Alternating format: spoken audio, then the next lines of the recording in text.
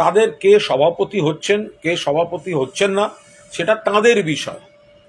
ফলে এখানে তৃণমূলের কোনো কিছু বলার নেই। এটা শ্রমিক ভট্টাচার্য যদি ওনাদের সভাপতি হন, এটা আইডিওলজিক্যাল ব্যাটল। ওনার সঙ্গে আদর্শগত ইয়ে, ওনার দলকে বাংলার মানুষ প্রত্যাখ্যান করেছে।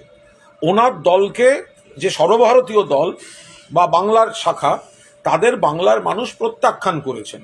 ফলে তার পদে কে আসছেন এটা বড় কথা নয়। যিনি সভাপতি হন, নির্বাচনে দেখা যাবে বিজেপি পর্যুদস্ত হয়েছে এবং তৃণমূল বেশি আসন নিয়ে জিতেছে। ফলে এখানে ব্যক্তি কে হচ্ছেন বড় কথা নয়। আর সব তার মধ্যেও আবার একটু কী সব শোনা যাচ্ছে, দেখুন, শ্রমিক ভট্টাচার্যের সঙ্গে আমাদের আইডিওলজিক্যাল ব্যাটল, আদর্শগত, এটা থাকবে। কিন্তু শ্রমিক ভট্টাচার্য, আশা করি উনি মানে ওই ব্যক্তি আক্রমণ, অশালীন, অসৌজন্য, এগুলো সাধারণত শ্রমিক করেন না। আশা করব সেই জায়গাটা উনি বজায় রাখবেন। ওনার সমস্যাটা হচ্ছে অন্য জায়গায়।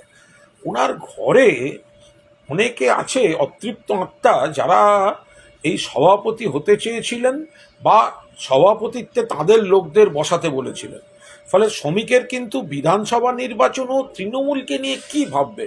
ও বেচারাকে তো ওই যারা, একদিকে শুভেন্দুবাবু, একদিকে মিসেস পাল, একদিকে দিলীপবাবু, একদিকে সুকান্তবাবু, সুকান্তবাবুর কত বড় পরাজয়, ব্যর্থ বলে ওকে দল সরিয়ে দিয়েছে, আস্থা রাখেনি। ফলে সুকান্তবাবুকে দেখাতে হবে শ্রমিকবাবুর রেজাল্ট তার থেকেও খারাপ হবে। দিলীপবাবুকে দেখাতে হবে শ্রমিকবাবু কোনো অবস্থায় সাকসেসফুল হবেন না। আবার শুভেন্দুবাবুকে দেখাতে হবে ওনার পছন্দের লোককে করা হয়নি। ফলে শ্রমিকের জন্য যেটা আমার চিন্তা হচ্ছে, ও তো তৃণমূল নিয়ে ভাবার সময়ই পাবেন না। ওনাকে তো ভেতর থেকেই ব্যর্থ করার সমস্ত চেষ্টা হবে। ফলে আমাদের যে অঙ্ক, যে 48-এ আটকে যাবে বিজেপি, ওটা আরো একটু কমে 38-38 করে দেবে, বাকিরা করে দেবে। তৃণমূল তো পরে লড়বেন, আগে ভেতরটা সামলাতে হবে। তবে হ্যাঁ, শ্রমিক সাহিত্য পড়েন, শ্রমিক কবিতা বলেন, শ্রমিক অশালীন অসৌজন্যের রাজনীতি করেন না, এটা নিয়ে কোনো বক্তব্য নেই। ওনার সঙ্গে আমাদের একটা আইডিওলজিক্যাল ব্যাটল থাকবে, নীতি আদর্শের লড়াই থাকবে। ওনার যে আদর্শ, বিজেপি